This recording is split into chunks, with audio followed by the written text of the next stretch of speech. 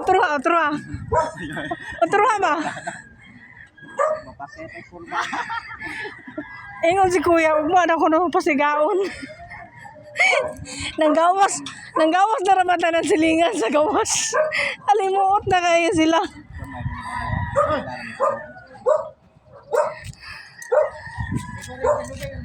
Guys, naami dari sa roof deck ay nag-repair.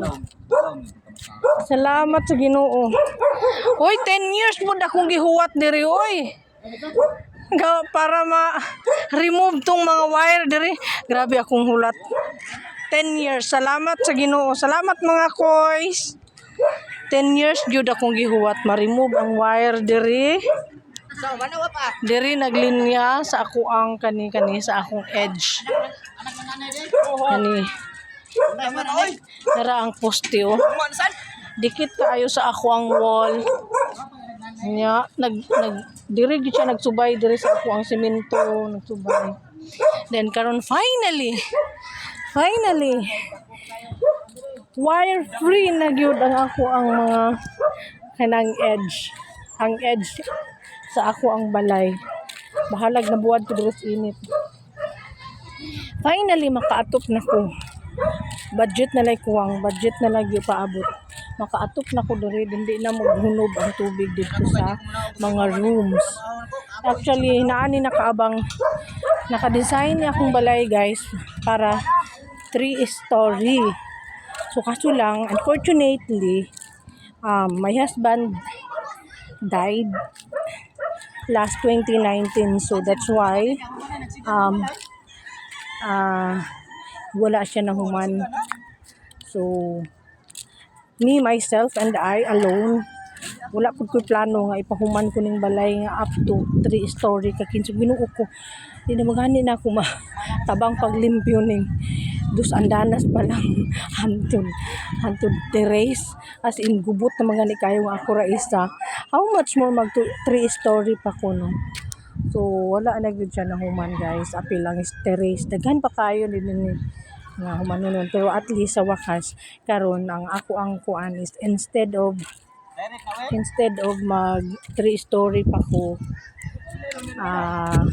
mag-atop na lang ko, magbubong na lang ko dito para kanang pang-cover sa ulan. Madili kay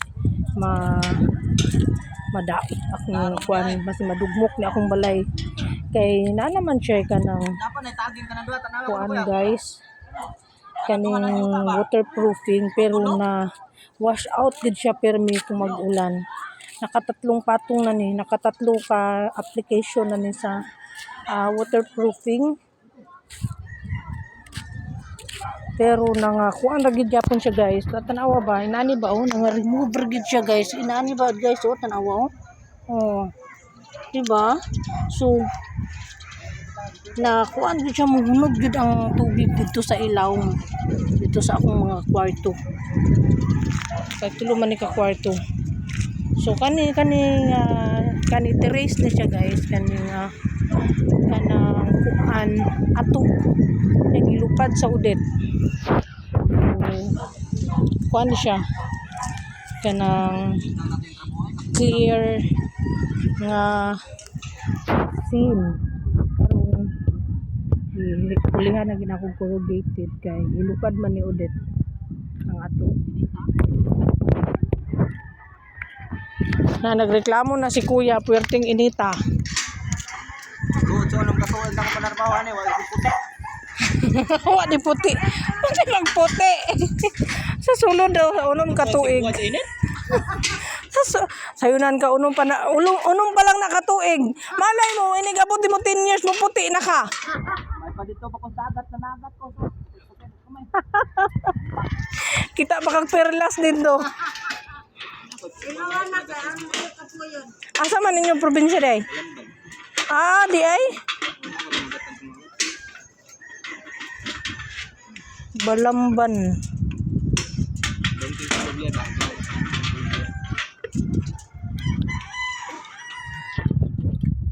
Hindi sa lalim ilahang trabaho no? Kay di man gid sila mo puti. Wala na yun. Hala, kakapoy kuya kay mudakin as mo slide kuya no.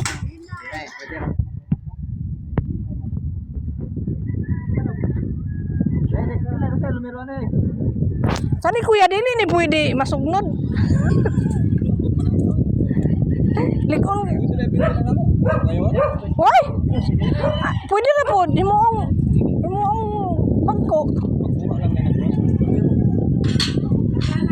Wala ni taging. Well? Why taging? Dere, uwi mo nila to eh. Bisan ni balay na eh. Siligon giday kayong poste guys. Ila kung ibilin.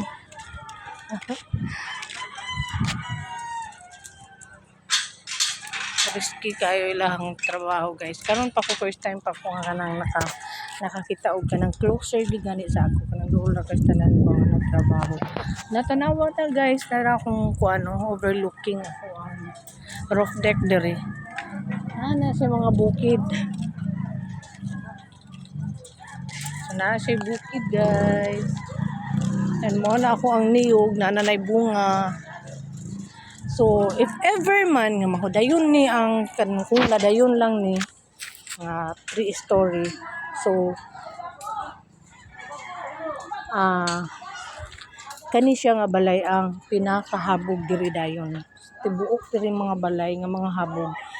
Kung nadayon lang ni siya, kani dayon among balay ang maoy pinakahabog sa tanan diri nga balay kung nadayon ang 3 story nga wala man ko'y plano ipadayon.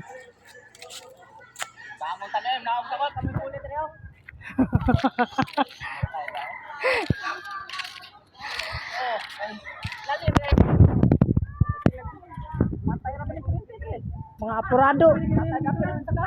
Mga apurado kay mo ha.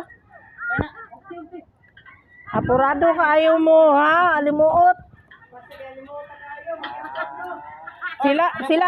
Sila po nagreklamo ba yan sila, wa sila puti.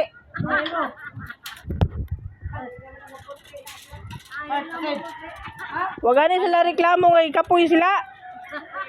Para lang makapasigat ha, Ay!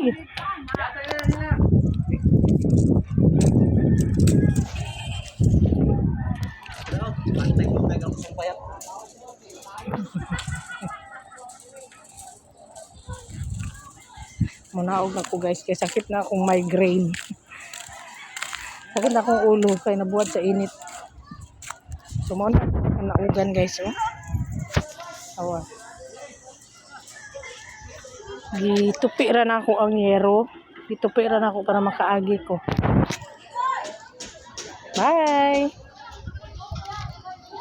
Don't forget to follow, comment, heart, emoji, and share. Thank you for watching.